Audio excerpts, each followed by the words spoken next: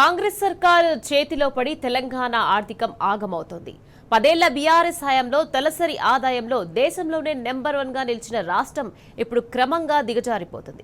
Ministry of statistics తాజా గణాంకాల్లో కాంగ్రెస్ ప్రభుత్వ వైఫల్యం మరోసారి తేటతెల్లమైంది. తలసరి ఆదాయంలో తొలిసారి టాప్ ర్యాంక్ను కోల్పోయింది రాష్ట్రం. మరి 2.5 ఏళ్ల రేవంత్ సర్కార్ పాలనలో రాష్ట్ర ఆర్థిక అధోగతికి కారణాలేంటి?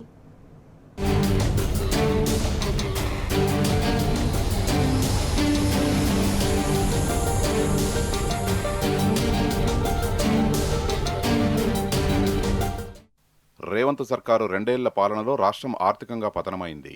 టాప్ ర్యాంకును కోల్పోయి సెకండ్ ప్లేస్కు చేరింది. 10 ఏళ్ల బీఆర్ఎస్ హయాంలో తలసరి వృద్ధి 15.34%గా దేశంలోనే నెంబర్ 1 ప్లేస్లో నిలిచింది. ఇప్పుడు ఆ రికార్డును కోల్పోయింది తెలంగాణ. 2 ఏళ్ల కాంగ్రెస్ పాలనలోనే రాష్ట్ర తలసరి వృద్ధి 10.24%కి పడిపోయింది. పెట్టుబడులలేమి, నిరుద్యోగం పెరిగిపోవడమే తలసరి పతనానికి ప్రధాన కారణంగా కనబడుతోంది. 10 ఏళ్ల అభివృద్ధి పాలనకు 2 ఏళ్ల అరాచక పాలనకు మధ్య వ్యత్యాసానికి నిలువెత్తు నిదర్శనంగా నిలుస్తున్నాయి ఈ గణాంకాలు.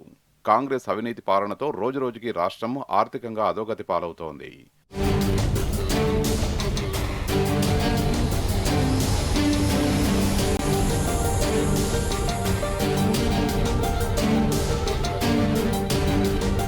రాష్ట్రంలో ఒక్కో పౌరుడు సంపాదించే మొత్తాన్ని తలసరి ఆదాయంగా పరిగణిస్తారు.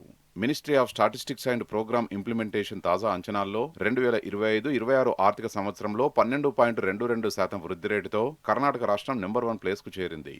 10.24% వృద్ధి రేటుతో తెలంగాణ సెకండ్ ప్లేస్కు తగ్గింది.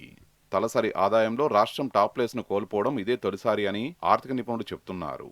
తలసరి ఆదాయాన్ని రాష్ట్ర అభివృద్ధితో పోల్చి చూస్తారని, కానీ 2 ఏళ్లలోనే ఆర్థికంగా అధోగతి పాలు కావడం రేవంత్ సర్కారు వైఫల్యమని అభిప్రాయాలు వ్యక్తమవుతున్నాయి.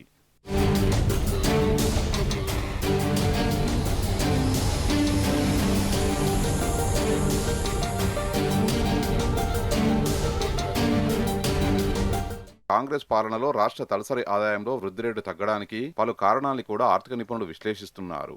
రేవంత్ 2 ఏళ్ల పాలనలో హైడ్రా లాంటి నిర్ణయాలు తీసుకోవడం, కబ్జాల ఆరోపణలతో రాష్ట్రంలో రియల్ ఎస్టేట్ మార్కెట్ పూర్తిగా కుదేలైంది.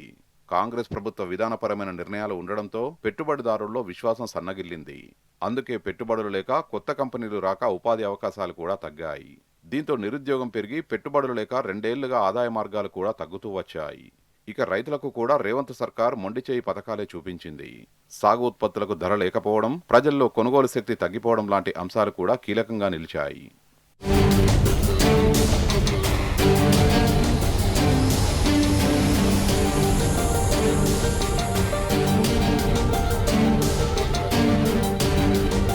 తెలంగాణ తొలి సీఎం కేసీఆర్ 10 ఏళ్ల పాలనలో తలసిరుల సవ్వడులు దేశవ్యాప్తంగా మారుమోగాయి.